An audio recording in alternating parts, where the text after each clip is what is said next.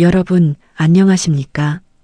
오늘도 참 고단한 하루를 시작하셨을 겁니다. 밖은 아직 어두운 새벽 가족들이 깨기 전 가장 먼저 주방불을 켜는 손길로 여러분의 아침은 열렸을 것입니다. 쌀을 씻고 국을 끓이고 누군가의 셔츠를 다리는 일. 그 반복되는 일상 속에서 문득 나는 어디에 있는가라는 생각을 해보신 적은 없으신지요? 우리는 평생을 누구의 엄마로 또 누구의 아내로 살아왔습니다. 남편의 입맛에 맞춘 국물과는 기가 막히게 맞추면서도 정작 내가 오늘 무슨 색의 옷을 입고 싶은지 어떤 차를 마시고 싶은지는 잊어버린 지 오래입니다.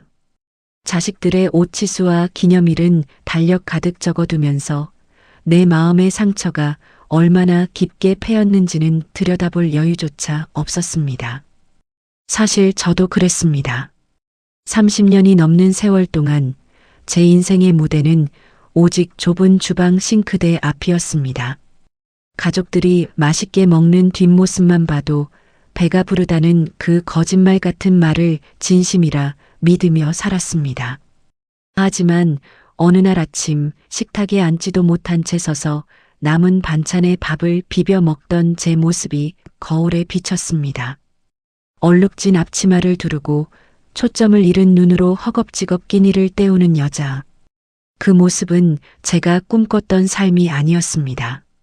그 여자는 가족이라는 이름의 부속품이었고 언제든 교체 가능한 투명 인간이었습니다. 거실에선 남편의 타박이 들려오고 안방에선 자녀들의 짜증 섞인 요구가 쏟아졌습니다. 그 순간 제 가슴 깊은 곳에서 무언가 무너져 내리는 소리가 들렸습니다. 여러분, 만약 여러분이 오늘 이 앞치마를 벗고 집 문을 나선다면 어떤 일이 벌어질 것 같습니까? 무책임하다고 손가락질을 받을까 두려우신가요? 아니면 내가 없으면 집안이 엉망이 될까봐 걱정이 앞서시나요? 저 역시 그랬습니다. 하지만 저는 그날 생전 처음으로 나 자신을 위한 용기를 내보기로 했습니다. 가족들이 당연하게 여기던 저의 희생을 거두어드리기로 한 것입니다. 단정하게 앞치마를 접어 식탁 위에 올려두고 가방을 챙겼습니다. 그것은 도망이 아니었습니다. 30년 전 잃어버린 박영숙이라는 제 진짜 이름을 찾으러 가는 세상에서 가장 우아한 반란의 시작이었습니다. 오늘 제가 들려드릴 이야기는 단순히 집을 나간 여자의 이야기가 아닙니다. 인생의 황혼기에 비로소 나라는 원석을 발견하고 그 원석을 찬란한 보석으로 깎아나가는 어느 시니어의 가슴 뛰는 독립선언서입니다. 이 나이에 무슨 주책이냐는 차가운 시선에 어떻게 맞섰는지, 그리고 내 손끝에서 피어나는 진짜 행복이 무엇인지 여러분께 가감없이 보여드리고자 합니다. 이 영상이 끝날 때쯤 여러분의 마음속에도 작은 불꽃이 피어오를 것이라 확신합니다. 인생은 60부터가 아니라 나를 찾은 바로 지금부터 시작되는 것입니다. 저의 이 우아한 반란에 여러분을 초대합니다. 끝까지 함께해 주십시오. 새벽 5시, 알람 소리조차 울리지 않은 적막한 시간입니다. 하지만 62 영숙 씨의 몸은 기계처럼 먼저 반응합니다. 30년 넘게 하루도 거르지 않은 이른 기상은 이제 본능이 되어버렸습니다. 그녀는 삐걱거리는 무릎을 조심스레 펴며 침대에서 일어납니다.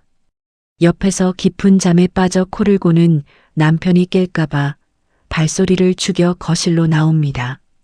주방 불을 켜면 하얀 형광등 불빛이 영숙 씨의 깊게 패인 미간 주름을 여과 없이 비춥니다. 그녀는 가장 먼저 가스레인지 위에 솥을 올립니다. 남편 중식 씨는 어제 먹다 남은 밥은 입에도 대지 않는 사람입니다. 차가운 쌀을 씻으며 손가락 마디마디에 전해지는 한기를 견뎌냅니다. 아이고 손이야. 나지막한 신음이 새어나오지만 그녀는 멈추지 않습니다. 이것이 그녀가 아는 사랑이자 유일한 생존 방식이었기 때문입니다. 오전 7시가 넘어가자 집안은 활기를 띠기 시작합니다. 하지만 그 활기 속에 영숙 씨를 위한 자리는 없습니다. 보글보글 끓는 된장찌개 냄새와 노릇하게 구워진 조기 향기가 온 집안을 채웁니다. 남편과 장성한 아들, 딸이 하나둘 식탁으로 모여듭니다. 여보, 오늘 국이 왜 이렇게 싱거워? 당신 요즘 정신을 어디다 두고 사는 거야? 남편의 첫마디는 인사이기도 전에 타박입니다. 영숙 씨는 죄 지은 사람처럼 서둘러 소금 단지를 가져옵니다. 미안해요. 당신 건강 생각해서 조금 덜 넣었는데. 다시 맞춰줄게요. 옆에 앉은 딸 지혜는 스마트폰에서 눈을 떼지 않은 채 툭 내뱉습니다. 엄마, 내 흰색 블라우스 못 봤어? 오늘 중요한 미팅인데 왜 안 다려놨어? 센스 없게 정말. 어머, 지혜야. 엄마가 어제 빨래가 너무 많아서 깜빡했나 보다. 금방 다려줄게. 영숙 씨는 밥을 한술 뜨지도 못한 채 다리미를 찾아 안방으로 뛰어갑니다. 거실에선 아들 현우가 차키를 찾으며 소리를 지릅니다. 엄마, 내 차키 못 봤어? 아, 진짜 엄마가 치웠지? 식탁 위에선 숟가락 부딪히는 소리만 요란할 뿐. 누구 하나 영숙 씨에게 고생했다거나 같이 앉아서 먹자는 말을 건네지 않습니다. 영숙 씨는 이 집을 움직이는 완벽한 엔진이지만 누구에게도 보이지 않는 투명 인간이었습니다. 식구들이 폭풍처럼 휩쓸고 지나간 뒤 주방은 전쟁터가 됩니다. 영숙 씨는 그제야 식탁 구석에 선 채로 남편이 남긴 생선 대가리에 살점을 발라 먹습니다. 아들이 반쯤 남긴 밥에 식어버린 국물을 말아 허겁지겁 목구멍으로 넘깁니다. 이상하게도 오늘따라 그 밥알이 모래알처럼 까칠하게 느껴집니다. 설거지를 하려고 고무장갑을 끼려던 순간 영숙 씨는 자신의 손을 가만히 내려다봅니다. 한때는 섬섬옥수라는 말을 들으며 고운 자수를 놓던 손이었습니다. 하지만 지금은 물기 하나 없이 메마르고 손등에는 검버섯이 내려앉았습니다. 손가락 마디마디 박힌 굳은 살은 그녀가 이 집에서 보낸 32년 세월의 훈장치고는 너무도 처량해 보였습니다. 그때였습니다. 청소를 하려고 거실 구석 낡은 수납장을 열었을 때 신문지에 겹겹이 쌓인 나무 상자 하나가 눈에 들어온 것은요. 먼지를 털어내고 뚜껑을 열자 빛바랜 비단천과 형형색색의 자수실들이 모습을 드러냈습니다. 그 밑에는 22살의 영숙이 프랑스 자수 전시회에서 입상하고 환하게 웃고 있는 사진 한 장이 있었습니다. 영숙아, 너 정말 이렇게 끝낼 거니? 사진 속 젊은 영숙이가 말을 거는 것 같았습니다. 유학을 꿈꾸고 자신만의 공방을 차리고 싶어 했던 그 뜨거웠던 꿈들이 먼지 구멍 속에서 비명을 지르고 있었습니다. 갑자기 거실 문이 열리며 아들 현우가 다시 들어왔습니다. 아, 진짜. 엄마, 내 가방 못 봤냐고. 현우는 바닥에 놓인 자수 상자를 보지 못한 채 발로 툭 치며 지나갔습니다. 뚜껑이 열리고 영숙 씨가 아끼던 자수실들이 거실 바닥으로 처참하게 흩어졌습니다. 아씨, 이 쓰레기들은 또 왜 여기 있어? 좀 치우고 살아, 엄마. 현우는 사과 한마디 없이 가방만 챙겨 다시 문을 쾅 닫고 나갔습니다. 흩어진 빨간색, 파란색 실들을 보며 영숙 씨는 그 자리에 굳어버렸습니다. 바닥에 뒹구는 건 실 뭉치가 아니라 그녀의 짓밟힌 인생 같았습니다. 나는 누구인가? 이 집에서 나는 과연 어떤 존재인가? 영숙 씨는 바닥에 엎드려 실들을 하나하나 줍기 시작했습니다. 그런데 갑자기 주체할 수 없는 웃음이 터져 나왔습니다. 눈물은 흐르는데 입에선 헛웃음이 났습니다. 32년 동안 묶여있던 무언가가 속에서 툭 하고 끊어지는 선명한 소리가 들린 것입니다. 영숙 씨는 자리에서 일어났습니다. 그리고 평생 몸의 일부처럼 두르고 있던 앞치마를 내려다보았습니다. 여기저기 국물이 튀고 해진 그 앞치마가 마치 자신을 옥죄는 사슬처럼 보였습니다.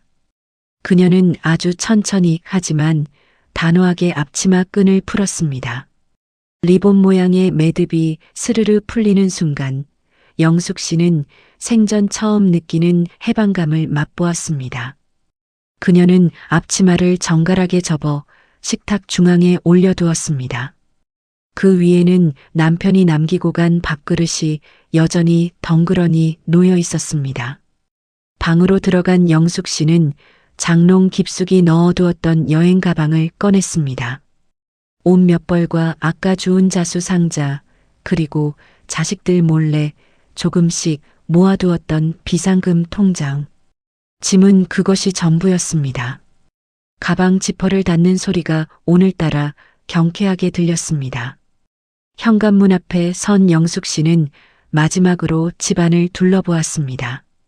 자신이 닫고 조여서 반짝이는 가구들, 주름 하나 없이 다려놓은 커튼들. 이 모든 것들이 자신을 붙잡는 유령처럼 느껴졌습니다. 하지만 그녀는 뒤돌아보지 않았습니다. 철컥. 현관문이 잠기는 소리가 유난히 크게 울려 퍼졌습니다. 엘리베이터 거울에 비친 자신의 얼굴을 보며 영숙 씨는 작게 속삭였습니다. 영숙아, 가자. 이제 내 차례야. 아파트 단지를 빠져나오자 쏟아지는 오전의 햇살이 눈부시게 아름다웠습니다. 늘 보던 길이었지만 오늘따라 공기는 달콤했고 세상은 천연색으로 빛나고 있었습니다. 무거운 앞치마를 벗어 던진 62 영숙 씨의 우아한 반란은 그렇게 시작되었습니다. 현관문을 닫고 나온 영숙 씨가 가장 먼저 향한 곳은 서울역이었습니다. 어디로 가야 할지 정하지도 않은 채 그녀는 무작정 가장 빨리 떠나는 기차표를 끊었습니다. 목적지는 동해안의 작은 간이요. 기차 좌석에 깊숙이 몸을 파묻은 영숙 씨는 가방 안에 넣어온 낡은 자수 상자를 무릎 위에 올렸습니다. 기차 안의 소음은 오히려 그녀에게 평화로운 음악처럼 들렸습니다. 32년 만에 처음으로 그녀는 누군가의 끼니를 걱정하지 않고 오로지 자신의 목적지만을 생각하며 앉아 있었습니다. 기차가 달리는 동안 영숙 씨는 무심코 가방 구석에서 낡은 수첩 하나를 꺼냈습니다. 그것은 30년 전 결혼과 동시에 봉인되었던 그녀의 비밀 일기장이었습니다. 빛바랜 종이 위에는 22살 영숙의 꿈이 빼곡히 적혀 있었습니다. 1994년 5월. 오늘은 프랑스 자수협회에서 입상 통지서를 받았다. 지도 교수님은 내 손끝에서 피어나는 꽃들이 살아 움직이는 것 같다고 하셨다. 내년에 파리 국립장식미술학교로 유학을 떠날 생각을 하니 심장이 터질 것만 같다. 나는 세계적인 자수 작가가 될 것이다. 영숙 씨는 그 문장을 손가락으로 가만히 쓸어보았습니다. 세계적인 자수 작가. 그 원대한 꿈은 결혼이라는 현실 앞에서 너무나 쉽게 꺾여버렸습니다. 부모님은 여자가 유학 가서 무엇 하느냐며 등을 떠밀듯 중식 씨와 맞선을 보게 했고 큰 사업을 한다는 남편의 뒷바라지가 영숙 씨의 유일한 사명이 되었습니다. 그때부터 그녀의 꿈은 아파트 지하실 창고에 처박힌 낡은 상자처럼 서서히 먼지가 쌓이고 곰팡이가 피어갔습니다. 기억 속의 지하실은 차갑고 어두웠습니다. 큰아이 현우를 낳고 둘째 지혜를 키우느라 정신없던 30대 시절, 영숙 씨는 가끔 집안일이 너무 힘겨워 숨이 막힐 때면 남들 몰래 지하실 창고로 내려갔습니다. 그곳엔 그녀가 미처 처분하지 못한 자수틀과 실뭉치들이 있었습니다.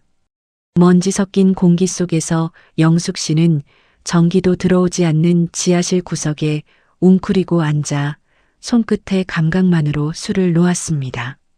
엄마, 엄마 어디 있어? 위층에서 아이들이 울며 부르는 소리가 들리면 그녀는 허겁지겁 바늘을 챙겨 지상으로 올라가야 했습니다. 지하실은 그녀에게 유일한 도피처이자 동시에 절대로 들켜서는 안 되는 금지된 꿈의 감옥이었습니다. 한 번은 남편 중식 씨에게 자수 공방을 작게라도 차려보고 싶다고 조심스럽게 꺼낸 적이 있었습니다. 하지만 남편의 반응은 차가웠습니다. 애들 교육비가 얼마인데 팔자 좋게 바느질 타령이야? 집에서 살림이나 똑바로 해. 당신이 집 비우면 애들 밥은 누가 해줘? 그날 이후 영숙 씨는 다시는 꿈이라는 단어를 입 밖으로 꺼내지 않았습니다. 그렇게 그녀의 찬란했던 재능은 지하실의 눅눅한 습기 속에 박제되었습니다. 기차에서 내려 도착한 곳은 강원도의 한적한 어촌 마을이었습니다. 바다 내음이 훅 하고 코끝을 스칩니다.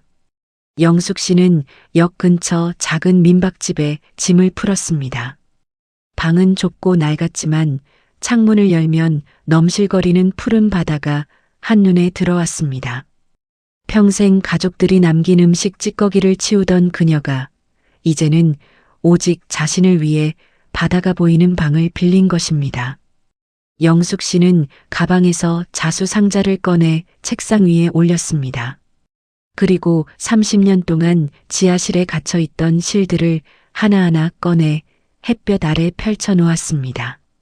습기에 눅눅해졌던 실들이 따스한 햇살을 받자 조금씩 제 빛깔을 되찾기 시작했습니다. 빨간색, 노란색, 보라색.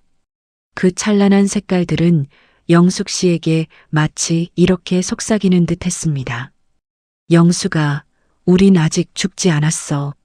너의 손끝을 기다리고 있었어. 그날 밤 영숙 씨는 생전 처음으로 혼자만의 식사를 준비했습니다. 시장에서 사온 소박한 나물과 생선 한 토막.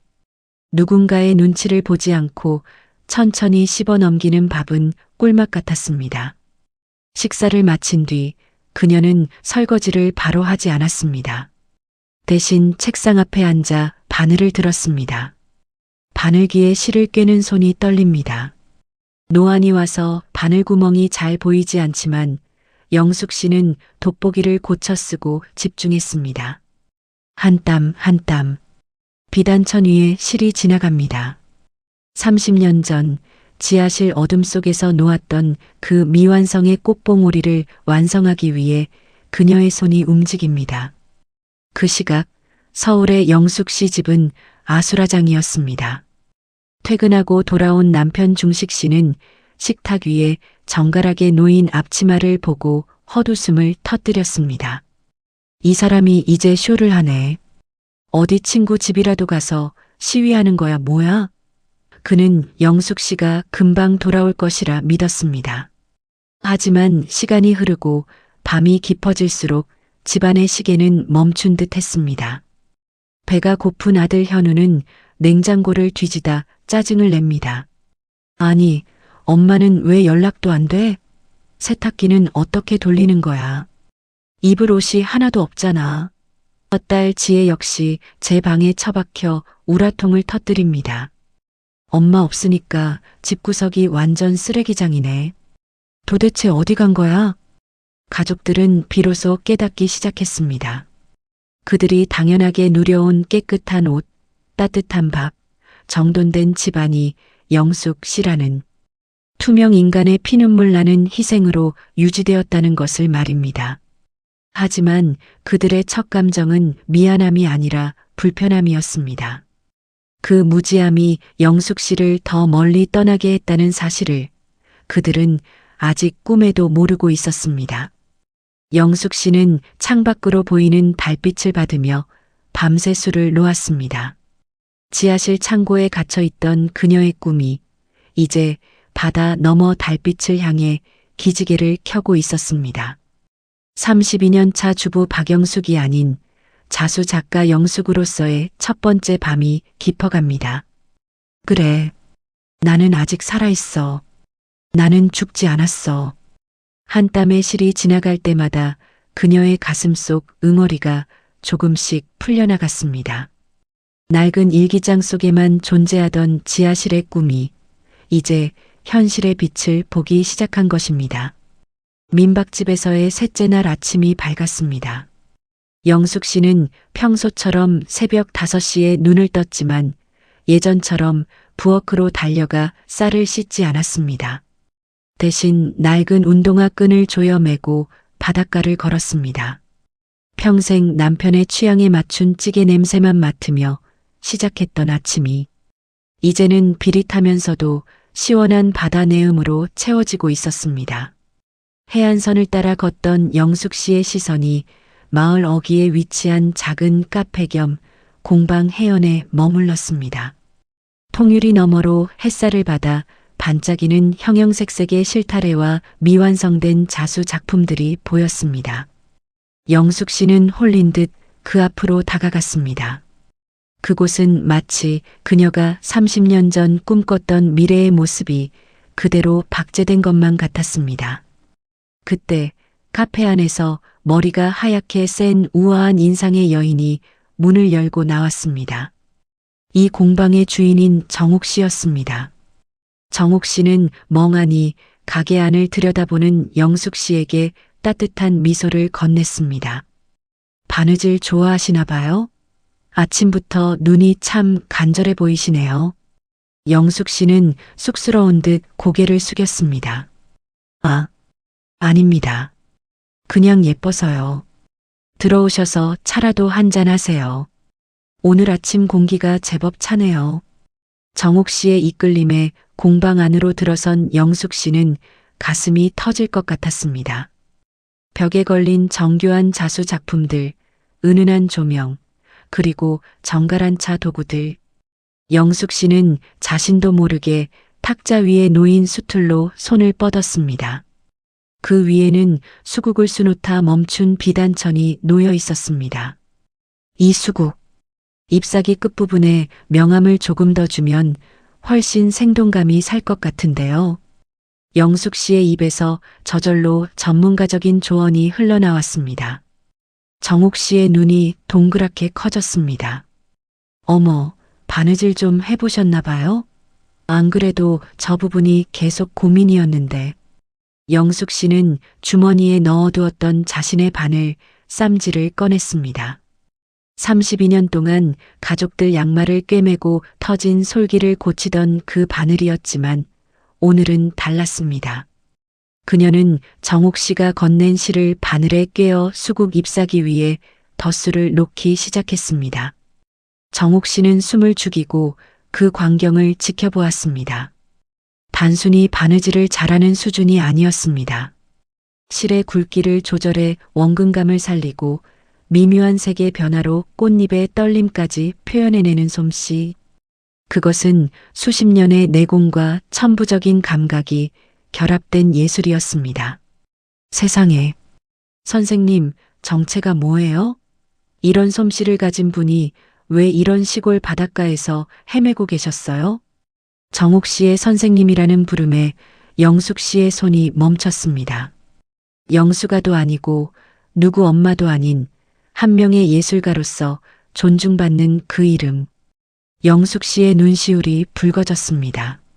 한편 서울의 집은 그야말로 무법지대가 되었습니다.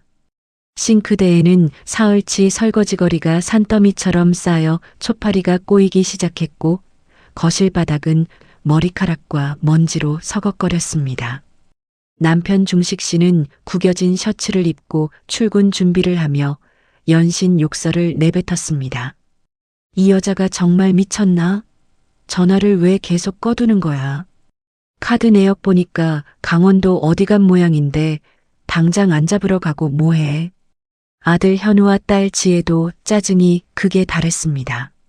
아빠, 나 오늘 입을 양말이 하나도 없어. 엄마 진짜 너무한 거 아니야? 우리 굶어 죽으라는 거야? 나도 어제 편의점 도시락 먹었더니 속 뒤집어져. 엄마 오기만 해봐. 가만 안 둘 거야. 그들은 여전히 영숙 씨가 걱정되는 것이 아니라 자신들의 일상이 불편해진 것에 분노하고 있었습니다. 영숙 씨를 집으로 데려오려는 이유는 사랑해서가 아니라 다시 편리한 가사 도우미가 필요하기 때문이었습니다. 중식 씨는 결국 위치 추적과 카드 사용 내역을 뒤져 영숙 씨가 머무는 민박집 주소를 알아내고야 말았습니다. 다시 강원도 공방. 정옥 씨와 영숙 씨는 차를 마시며 깊은 대화를 나누고 있었습니다. 30년을 가족들 반만하며 살았어요. 제 손이 이렇게 아름다운 걸 만드는 손인지 잊고 살았습니다. 영숙 씨의 고백에 정옥 씨는 그녀의 마디 굵은 손을 따뜻하게 맞잡았습니다. 영숙 씨, 늦지 않았어요. 이 공방에서 저랑 같이 작업해 보지 않겠어요? 다음 달에 지역 예술가 전시회가 있는데 영숙 씨의 작품을 세상에 꼭 보여주고 싶어요. 영숙 씨는 망설였습니다. 내가 감히, 자식들은 어쩌고, 남편은? 하지만 그녀는 이내 고개를 저었습니다. 평생 남의 눈치를 보느라 정작 자신의 마음은 단 한 번도 보살피지 못했던 지난 세월이 주마등처럼 스쳐 지나갔습니다. 네, 해보고 싶어요. 아니, 할 거예요. 이제는 앞치마가 아니라 내 꿈을 두르고 싶어요. 바로 그 순간 공방의 문이 거칠게 열리며 중식 씨가 들이닥쳤습니다. 뒤이어 현우와 지혜도 씩씩거리며 들어왔습니다. 박영숙, 당신 여기서 지금 뭐 하는 거야? 집구석은 엉망진창으로 만들어 놓고 팔자 좋게 바느질이나 하고 있어? 남편의 고함에 공방 안의 평화가 순식간에 깨졌습니다. 정옥 씨는 당황하며 일어섰고 영숙 씨는 떨리는 손을 부여잡고 남편을 응시했습니다. 엄마, 진짜 실망이야. 어떻게 우리를 버리고 이럴 수 있어? 당장 짐 싸서 올라가. 현우의 외침에 영숙 씨는 천천히 자리에서 일어났습니다. 예전 같으면 고개를 숙이고 미안하다고 했겠지만 오늘의 영숙 씨는 달랐습니다. 그녀는 식탁 위에 놓인 자신의 바늘 쌈지를 꼭 쥐었습니다. 나는 아무도 버리지 않았어. 다만 나 자신을 찾으러 온 것뿐이야. 뭐? 나 자신? 웃기고 있네. 당신 인생이 우리 가족 말고 뭐가 더 있어. 당신은 내 아내고 애들 엄마야. 그게 당신 소명이라고. 중식 씨가 영숙 씨의 팔을 거칠게 잡아 끌었습니다. 그 과정에서 영숙 씨가 아끼던 자수 비단천이 바닥에 떨어져 짓밟혔습니다.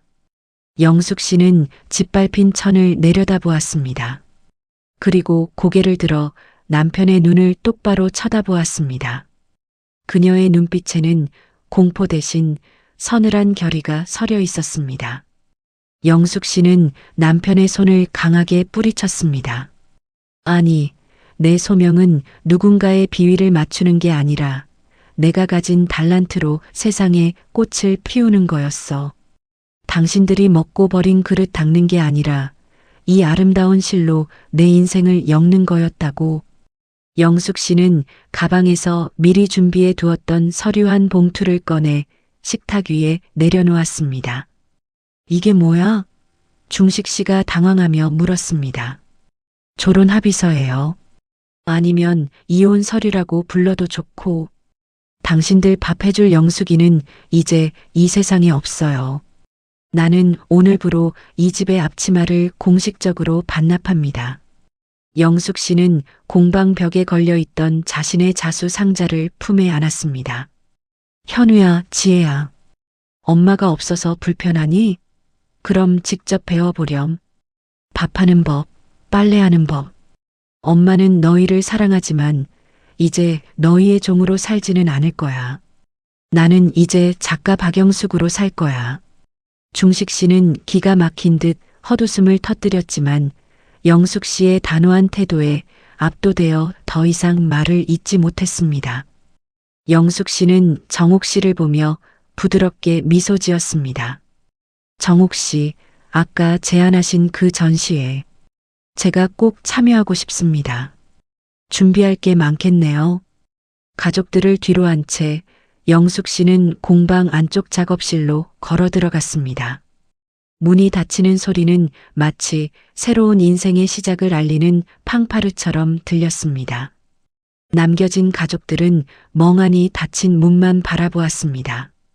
평생 자신들의 그림자였던 영숙 씨가 이제는 그들보다 더 밝은 빛을 내뿜으며 독립을 선언한 것입니다. 창밖의 바다는 더욱 푸르게 일렁이고 영숙 씨의 바늘은 이제 슬픔이 아닌 기쁨의 꽃을 수놓기 시작합니다. 그녀의 인생에서 가장 아름다운 우아한 반란이 마침내 본격적인 궤도에 올랐습니다. 폭풍이 휩쓸고 간 뒤의 정적은 생각보다 훨씬 무거웠습니다. 남편과 자식들이 거칠게 문을 닫고 나간 뒤 영숙 씨는 한동안 그 자리에 못 박힌 듯 서 있었습니다.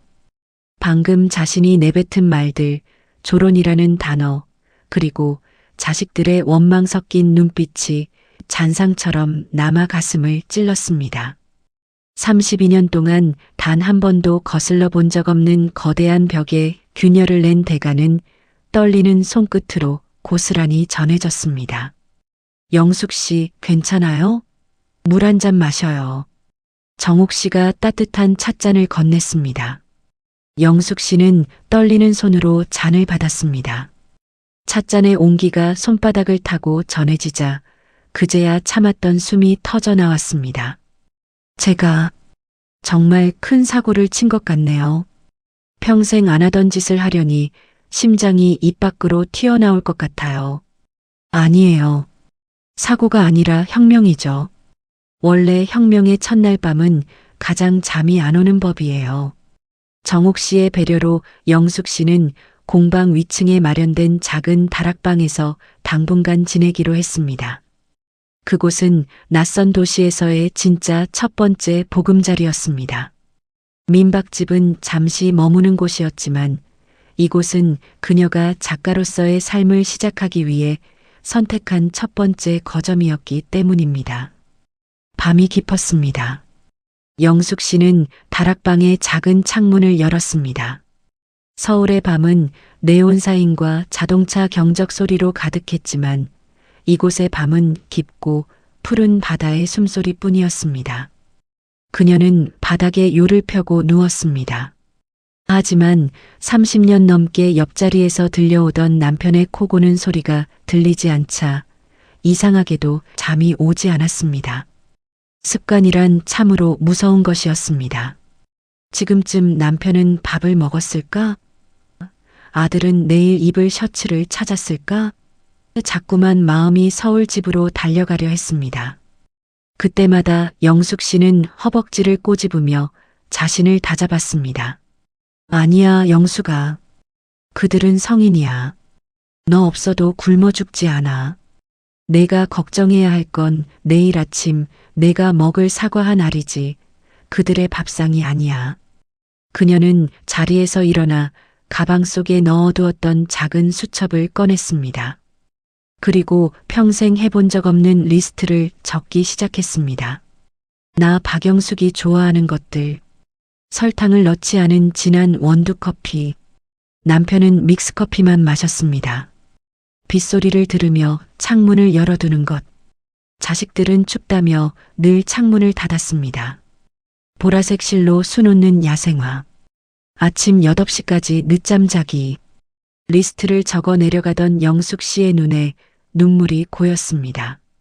좋아하는 것이 이렇게 소박하고 간단한데 이것들을 누리는데 60년이라는 세월이 걸렸다는 사실이 믿기지 않았습니다. 그녀는 낯선 천장을 바라보며 스스로에게 다짐했습니다. 오늘 밤은 누구의 아내도 엄마도 아닌 그냥 나로 잠드는 거야. 같은 시각 서울의 집은 그야말로 재난 현장이었습니다. 남편 중식 씨는 부엌 찬장을 다 뒤집어 놓으며 소리를 질렀습니다. 아니, 이 집은 김치가 어디 있는 거야? 박영숙이 숨겨놓고 간 거야, 뭐야? 현우는 세탁기 앞에서 망연자실해 있었습니다. 흰 셔츠와 검은 바지를 같이 넣고 돌리는 바람에 내일 입어야 할 셔츠가 칙칙한 회색으로 변해버린 것입니다. 아씨, 엄마는 이걸 어떻게 매일 한 거야? 버튼이 왜 이렇게 많아? 지혜 역시 거실 소파에 누워 배달 음식을 기다리며 투덜댔습니다. 아빠, 그냥 사람 쓰자. 엄마 저러다 말겠지 뭐. 강원도 추운 데서 며칠 고생하면 제 발로 기어 들어올 거야. 엄마가 우리 없이 살 수 있을 것 같아? 천만에. 그들은 여전히 영숙 씨의 부재를 일시적인 파업 정도로 치부하고 있었습니다. 그들에게 영숙 씨는 감정이 있는 인간이 아니라 집안을 쾌적하게 유지해주는 시스템이었으니까요. 다시 강원도 다락방. 잠이 오지 않던 영숙 씨는 자리에서 일어나 정옥 씨가 빌려준 전시회 도록을 넘겨보았습니다. 세련된 감각의 자수 작품들이 가득했습니다. 그녀는 자신의 투박한 손을 보았습니다. 32년 동안 기름때와 락스물에 절어있던 손. 과연 내가 이 사람들과 어깨를 나란히 할 수 있을까? 내 자수가 세상 사람들에게 인정받을 수 있을까? 불안감이 엄습했습니다.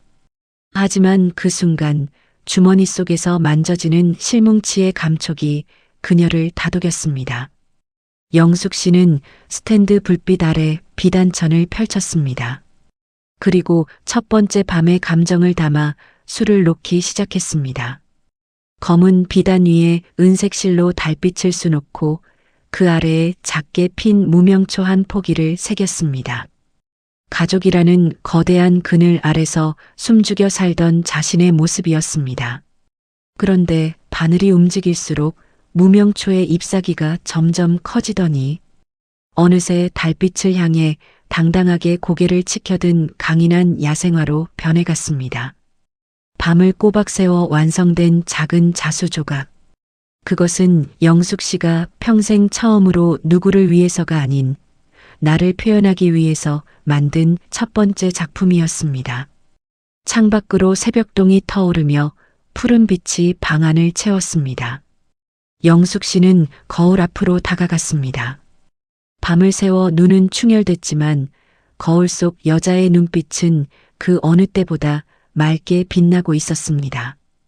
그녀는 세수를 하고 정옥 씨가 빌려준 깨끗한 앞치마를 둘렀습니다.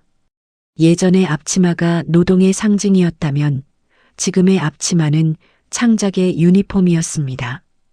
굿모닝, 영숙아. 그녀는 거울 속 자신에게 처음으로 아침 인사를 건넸습니다. 낯선 도시에서의 첫 번째 밤은 그렇게 끝났고 작가 박영숙으로서의 진짜 첫날이 시작되었습니다.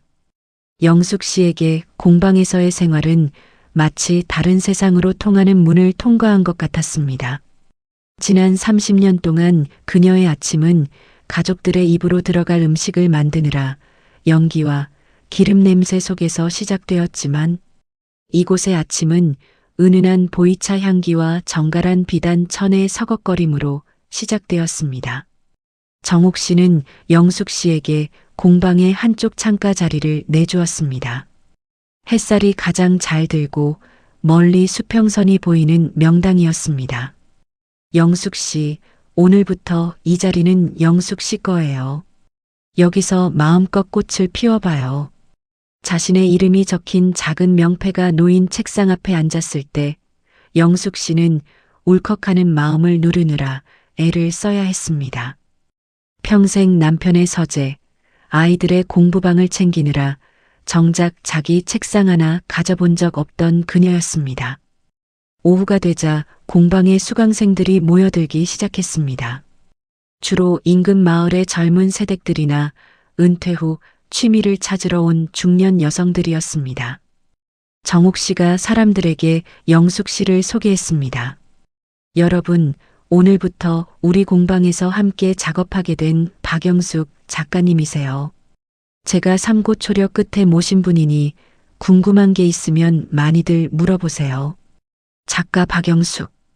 그 말이 공방 안에 울려 퍼질 때 영숙 씨는 낯선 전율을 느꼈습니다. 와, 작가님, 이 수놓으신 것 좀 보세요. 어머, 이 입체감은 대체 어떻게 내는 거예요?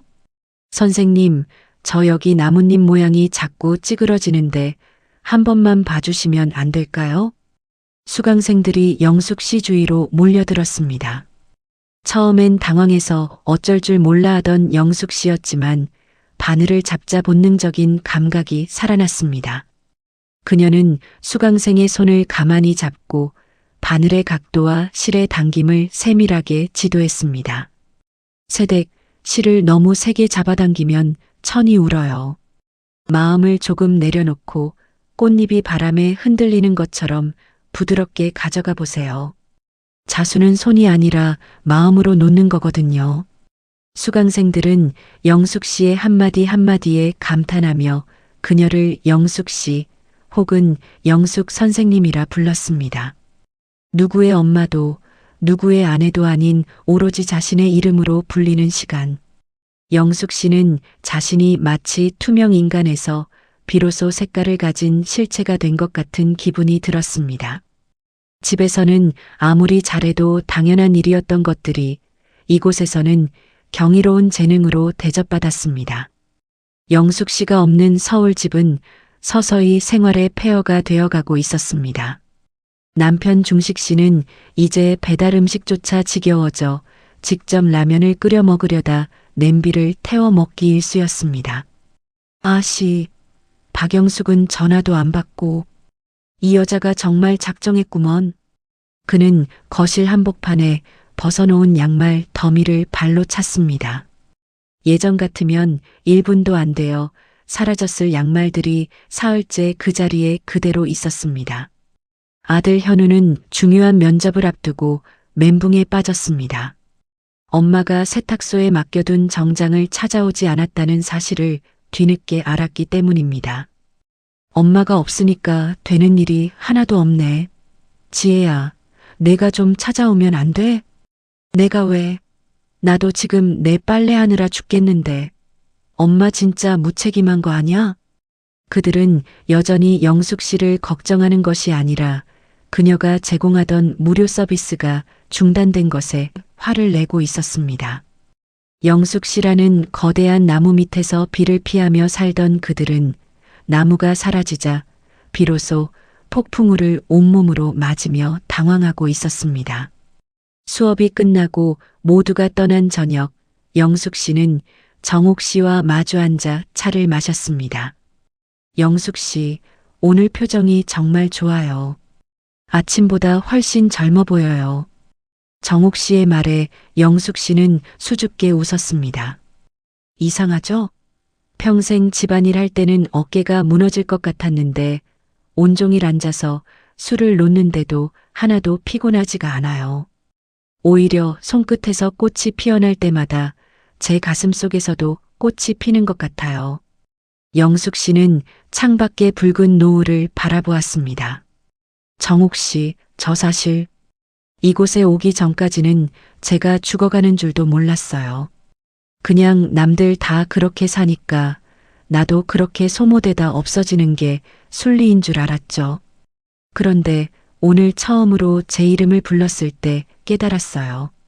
나는 박영숙으로 살고 싶었구나. 나는 아름다운 걸 만들고 싶어 하는 사람이었구나. 영숙 씨는 정옥 씨의 권유로 지역 예술제에 내놓을 대작을 준비하기 시작했습니다. 주제는 나비의 꿈. 누에고치라는 좁고 답답한 현실을 뚫고 나와 화려한 날개를 펼치고 창공을 날아오르는 나비의 이야기였습니다. 그것은 곧 영숙 씨 자신의 이야기이기도 했습니다.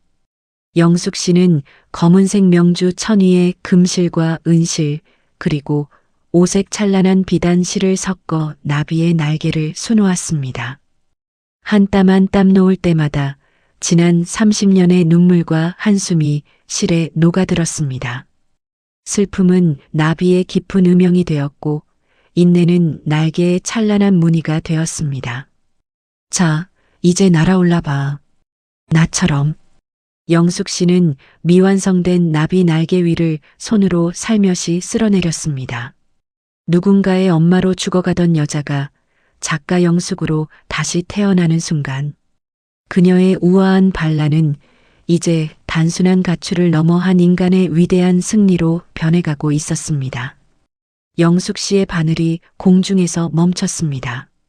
화면에 뜬 이름은 아들 현우.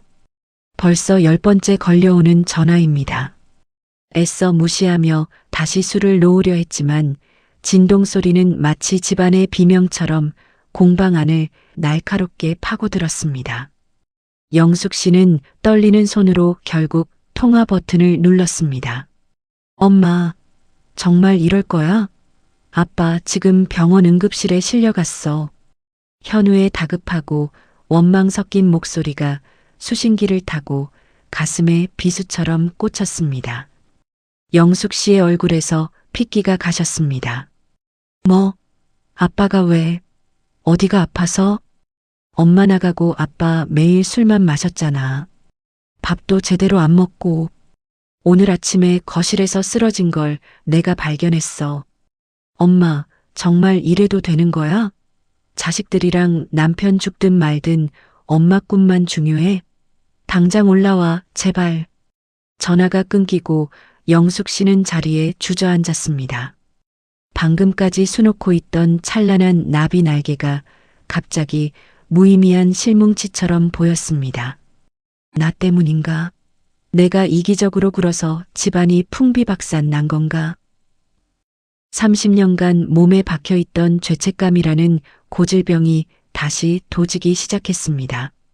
엄마라는 이름은, 아내라는 자리는 이토록 무서운 족쇄였습니다. 단 한 번 내 삶을 살겠다고 나선 대가가 가족의 불행이라면 과연 이 길을 가는 게 맞을까? 그때 정옥 씨가 다가와 영숙 씨의 어깨를 감싸쥐었습니다. 영숙 씨, 가보지 않아도 돼요. 이건 그들이 영숙 씨를 다시 불러들이기 위해 던지는 밧줄일 뿐이에요. 하지만 정말 아파서 쓰러졌다면요? 제가 없어서 그렇게 된 거라면 저는 평생 저 자신을 용서 못할 거예요. 영숙 씨의 눈에서 눈물이 투두둑 떨어졌습니다. 정옥 씨는 안타까운 듯 한숨을 내쉬었습니다. 영숙 씨 30년을 돌봤어요. 그동안 그들은 스스로 서는 법을 배웠어야 해요. 지금 영숙 씨가 돌아가면 이전보다 더 지독한 감옥이 기다리고 있을 거예요.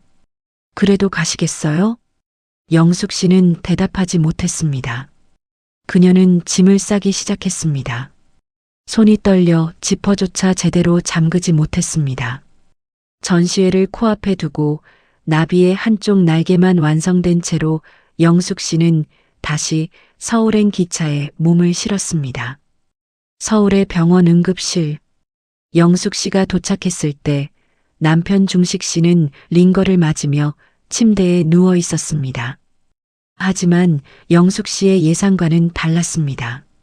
중식 씨는 아내를 보자마자 미안해하거나 반가워하는 대신 버럭 고함부터 질렀습니다. 이제야 오냐? 당신 때문에 내 속이 뒤집어져서 병이 났어. 마누라가 집을 비우니 집안 꼴이 이게 뭐야? 옆에 있던 아들 현우와 딸 지혜도 거들었습니다. 엄마, 진짜 너무해. 연락도 안 되고. 우리 그동안 어떻게 살았는지 알아? 엄마가 없으니까 집안이 아니야. 영숙 씨는 멍하니 그들을 바라보았습니다. 남편의 병명은 심각한 질환이 아닌 과음과 스트레스로 인한 가벼운 위경련이었습니다. 그런데도 자식들은 마치 영숙 씨가 큰 범죄라도 저지른 양 몰아세우고 있었습니다. 걱정되어 달려온 영숙 씨의 마음속에 차가운 바람이 불었습니다. 그들은 영숙 씨의 안부를 묻지 않았습니다. 강원도에서 무슨 일을 했는지, 밥은 잘 먹었는지, 어떤 꿈을 꾸었는지 궁금해하지 않았습니다. 오직 자신들이 겪은 불편함에 대해서만 성토했습니다. 병실 침대 옆에서도 중식 씨는 말했습니다. 내일 퇴근할 때 맞춰서 갈비찜 좀 해놔. 그동안 배달 음식만 먹었더니 아주 몸이 축났어. 영숙 씨는 병원 복도로 나왔습니다. 창밖으로 보이는 서울의 밤거리는 답답하고 숨이 막혔습니다. 주머니 속에서 만져지는 작은 물건이 있었습니다. 강원도를 떠나기 전 정옥 씨가 쥐어준 그녀의 반을 쌈지었습니다. 영숙 씨는 다시 가방을 고쳐 맸습니다. 그리고 병실로 돌아가지 않았습니다. 대신 휴대전화를 꺼내 가족 단톡방에 글을 남겼습니다. 중식 씨, 현우야, 지혜야. 당신들이 아픈 건 내가 없어서가 아니라 당신들이 스스로를 돌볼 줄 모르기 때문이야. 나는 30년 동안 당신들의 손발이 되어 주었지만 정작 당신들의 마음을 독립시키지는 못했나 보구나. 미안하다. 하지만 이번엔 정말 미안하지 않아. 나는 내일 아침 기차로 다시 떠난다. 내 나비는 아직 날개가 하나뿐이거든. 가족들에게서 폭풍처럼 전화가 걸려왔지만 영숙 씨는 이번엔 단호하게 수신 거부를 눌렀습니다. 그녀는 병원 정문을 걸어 나왔습니다. 발걸음이 무거웠지만 한 걸음 뗄 때마다 마음속에 거대한 바위가 하나씩 떨어져 나가는 기분이었습니다. 가족이라는 이름의 감성파리와 죄책감에 굴복하지 않은 생의 첫 번째 순간, 영숙 씨는 밤거리의 가로등 아래 서서 깊은 숨을 들이켰습니다. 이제 그녀는 깨달았습니다. 진정한 독립은 몸이 떠나는 것이 아니라 마음이 미안함으로부터 자유로워지는 것이라는 사실을요. 기다려, 나의 나비야. 곧 완성해 줄게. 영숙 씨를 태운 기차가 서울을 떠나 다시 푸른 바다를 향해 달리기 시작합니다. 위기는 그녀를 무너뜨린 것이 아니라 오히려 그녀의 결의를 강철처럼 단단하게 만들었습니다. 서울에서의 그 폭풍 같은 밤을 뒤로하고 내려온 영숙 씨는 일주일 동안 공방 밖을 나오지 않았습니다. 식사도 거른 채 오로지 바늘 끝에만 모든 신경을 집중했습니다.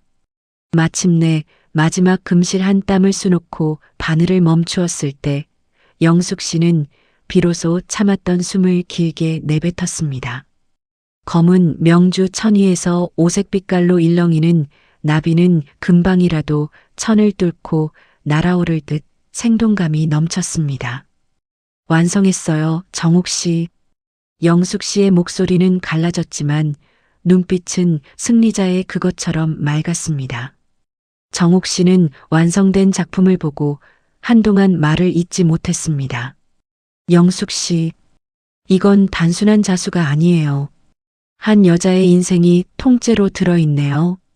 이 나비의 날갯짓 소리가 여기까지 들리는 것 같아요. 지역 예술제 전시회 날 영숙 씨의 나비의 꿈은 입구 정중앙에 배치되었습니다. 수많은 사람이 그 정교함과 압도적인 생명력 앞에 발길을 멈췄습니다. 영숙 씨는 더 이상 낡은 꽃무늬 앞치마를 입은 주부가 아니었습니다. 단정하게 빗어넘긴 머리에 직접 수놓은 작은 브로치를 단 세련된 중년 여성의 모습으로 당당히 관객들 앞에 섰습니다. 전시회를 성공적으로 마치고 일주일 뒤 영숙 씨는 다시 서울 집으로 돌아왔습니다. 하지만 이번엔 예전처럼 짐 보따리를 이고 지고 들어온 가출 주부의 귀환이 아니었습니다. 그녀의 손등에는 명암이 든 가방이 들려 있었고 어깨는 활짝 펴져 있었습니다. 현관문을 열자마자 익숙한 냄새가 코를 찔렀습니다. 눅눅한 빨래 냄새, 배달 음식의 기름진 냄새, 그리고 환기되지 않은 쾌쾌한 공기. 거실에는 남편 중식 씨가 수염도 깎지 않은 채 소파에 누워 TV를 보고 있었습니다. 당신, 이제야 온 거야? 정말 독하다 독해. 사람이 어떻게 그렇게 매정해? 당장 주방 가서 밥부터 해. 나 요 며칠 위장병 도져서 죽는 줄 알았으니까. 예전 같으면 미안해요. 몸은 괜찮아요? 라며 앞치마부터 찾았을 영숙 씨였습니다. 하지만 그녀는 가방을 소파 옆 테이블에 내려놓으며 차분하게 입을 열었습니다. 중식 씨, 저 배고픈데 밥 좀 차려줄래요? 저 강원도에서 오느라 한 끼도 못 먹었거든요. 중식 씨는 귀를 의심하며 몸을 일으켰습니다. 뭐, 지금 뭐라고 했어? 이때 방에서 나온 현우와 지혜도 영숙 씨를 보고 달려들었습니다. 엄마, 드디어 왔네. 내 셔츠들 베란다에 쌓여 있는 거 봤어? 그거 오늘 다 빨아야 해. 나 내일 데이트 있단 말이야. 엄마, 나 배고파. 김치찌개 좀 해줘. 엄마 없으니까 진짜 살 수가 없다니까. 영숙 씨는 자식들을 가만히 바라보았습니다. 그리고 가방에서 서류 4장을 꺼내 식탁 위에 올렸습니다. 모두 앉아봐요. 할 말이 있어요. 영숙 씨의 목소리에는 예전에는 없던 묵직한 권위가 실려 있었습니다. 가족들은 얼떨결에 식탁 주위로 모여 앉았습니다. 이건 우리 집 새로운 생활 규칙이에요. 첫째, 이제 이 집의 가사 노동은 4등분합니다. 세탁기 돌리는 법, 청소기 비우는 법은 오늘 저녁에 교육할게요. 둘째, 내 방은 이제 내 작업실입니다. 누구도 허락 없이 들어올 수 없어요. 셋째, 나는 이제 매달 강원도 공방으로 출강을 나갑니다. 내 수입은 내가 관리해요. 그리고 마지막으로 영숙 씨는 남편 중식 씨를 똑바로 응시했습니다. 내 이름은 여보나 현우 엄마가 아니에요. 박영숙입니다. 집안에서도 나를 존중하지 않는다면 나는 언제든 다시 짐을 쌀 준비가 되어 있어요. 이건 제안이 아니라 통보입니다. 중식 씨는 얼굴이 불그락푸르락해졌습니다. 당신 정말 미쳤구먼. 강원도 가서 무슨 바람이 든 거야. 이런 종이 쪼가리가 무슨 소용이야. 싫으면? 내가 싫다고 하면 어쩔 건데. 싫으면 갈라서야죠.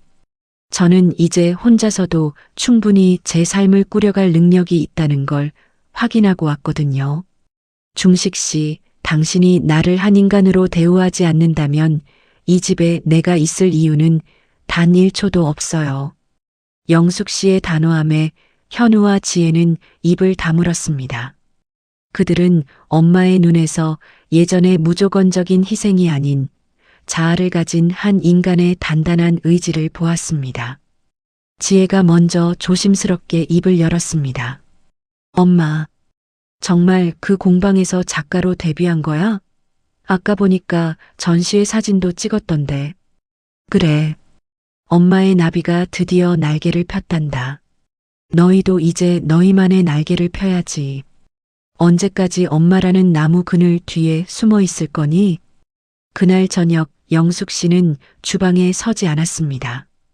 대신 거실 테이블에 앉아 전시회 도록을 정리했습니다. 주방에서는 투덜거리며 쌀을 씻는 남편 중식 씨와 유튜브로 세탁기 돌리는 법을 검색하는 현우의 목소리가 들려왔습니다. 지혜는 어설픈 솜씨로 청소기를 돌리기 시작했습니다.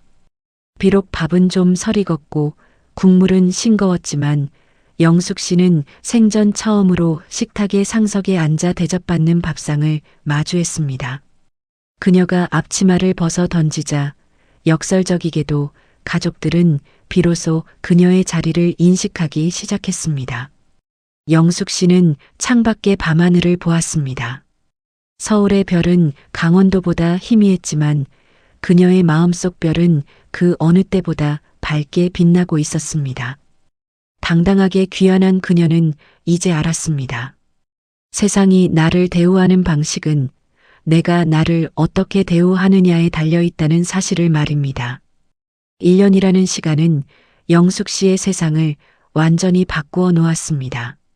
이제 그녀의 아침은 가족들의 아침 식사를 위해 허둥지둥 일어나는 것으로 시작되지 않습니다.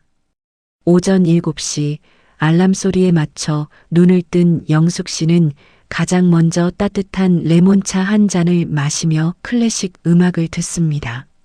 주방으로 향하자 앞치마를 두른 남편 중식 씨가 토스트기를 돌리며 영숙 씨에게 인사를 건넵니다. 당신 일어났어? 오늘 강원도 공방 가는 날이지? 내가 역까지 태워다 줄게. 예전 같으면 내 밥 어딨어? 라고 소리를 질렀을 그였지만 이제는 자신의 끼니를 챙기는 것은 물론 아내의 스케줄을 먼저 묻는 것이 일상이 되었습니다. 영숙 씨가 선포한 새로운 규칙은 처음엔 삐걱거렸지만 1년의 세월을 거치며 이 집의 새로운 문화로 정착되었습니다. 영숙 씨의 방문에 걸린 작가 박영숙 작업실 문이 열립니다. 방 안은 더 이상 구석진 창고가 아닙니다. 화사한 조명 아래 그녀가 그동안 작업해온 수십 점의 자수 작품들이 벽면을 가득 채우고 있습니다. 영숙 씨는 이제 단순한 취미를 넘어 SNS를 통해 자신의 작품을 판매하고 시니어 자수 클래스를 운영하는 어엿한 일인 기업가이기도 합니다. 그녀의 스마트폰에는 수강 신청을 문의하는 문자들과 그녀의 영상을 보고 용기를 얻었다는 동년배 여성들의 댓글이 쏟아집니다. 영숙 작가님 덕분에 저도 30년 만에 붓을 다시 잡았습니다. 앞치마를 벗던 날의 작가님 모습이 잊히지 않아요. 제 인생의 롤모델이십니다. 이런 댓글을 읽을 때마다 영숙 씨는 자신의 반란이 혼자만의 것이 아니었음을 깨닫습니다. 그녀의 작은 용기가 수많은 누구 엄마들의 가슴 속에 잠자고 있던 불꽃을 깨운 것입니다. 오후 영숙 씨는 강원도 공방 해연으로 향하는 기차에 몸을 싣습니다.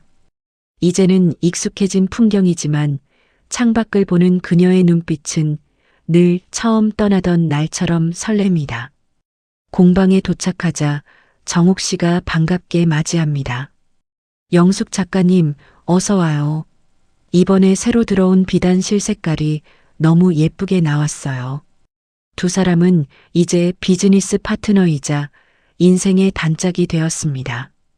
영숙 씨는 이곳에서 자신의 기술을 전수하며 동시에 다른 여성들의 이야기를 자수로 엮어내는 스토리 자수 프로젝트를 진행 중입니다. 수업 시간 영숙 씨는 수강생들에게 말합니다.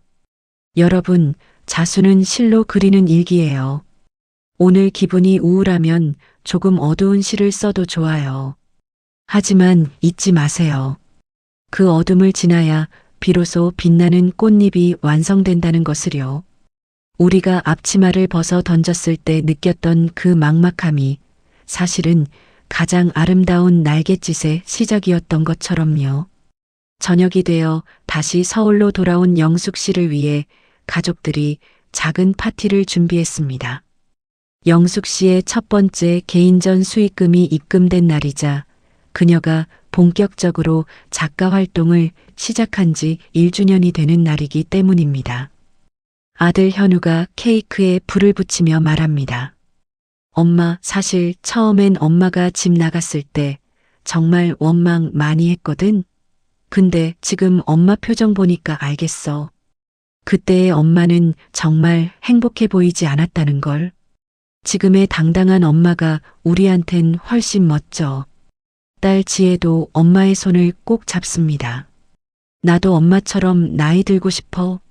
누구의 희생 위에서 사는 사람 말고 자기 이름으로 빛나는 사람 말이야. 남편 중식 씨는 쑥스러운 듯 작은 상자 하나를 내밉니다. 그 안에는 영숙 씨의 이름 석자가 정교하게 새겨진 은재 바늘쌈지가 들어 있었습니다. 영숙아, 그동안 고생 많았어. 이제 내 마누라 말고 작가 박영숙으로 마음껏 날아다녀. 내가 뒤에서 열심히 응원할게. 여보가 아닌 영숙아라고 불러주는 남편의 목소리에 영숙 씨의 눈시울이 붉어집니다. 32년 만에 되찾은 이름이 세상 그 어떤 보석보다 달콤하게 느껴지는 밤입니다. 영숙 씨는 생각합니다. 만약 그때, 그날 앞치마 끈을 풀 용기를 내지 못했다면 어땠을까? 아마 여전히 식어버린 국물을 마시며 투명 인간으로 살아가고 있었겠지요. 그녀는 이제 압니다. 우아한 반란은 한 번의 사건으로 끝나는 것이 아니라 매일 아침 나 자신을 사랑하기로 선택하는 계속되는 과정이라는 것을요. 그녀는 주머니에서 자신의 명함을 꺼내 가만히 들여다봅니다. 가수 작가 박영숙. 그 이름 위에 달빛이 내려앉습니다. 영숙 씨는 카메라를 정면으로 응시하며 부드럽지만 강인한 미소를 지어 보입니다. 그리고 이 영상을 보고 있을 수많은 동년배들에게 마지막 인사를 건넵니다. 여러분, 당신의 앞치마는 지금 어디에 있나요? 혹시 너무 단단하게 매여 있어서 숨쉬기조차 힘들지는 않으신가요? 늦지 않았습니다. 지금 그 매듭을 푸세요. 당신의 진짜 이름이 당신을 기다리고 있습니다. 저의 우아한 반란은 여기서 멈추지 않을 겁니다. 여러분의 반란도 오늘부터 시작되길 응원하겠습니다.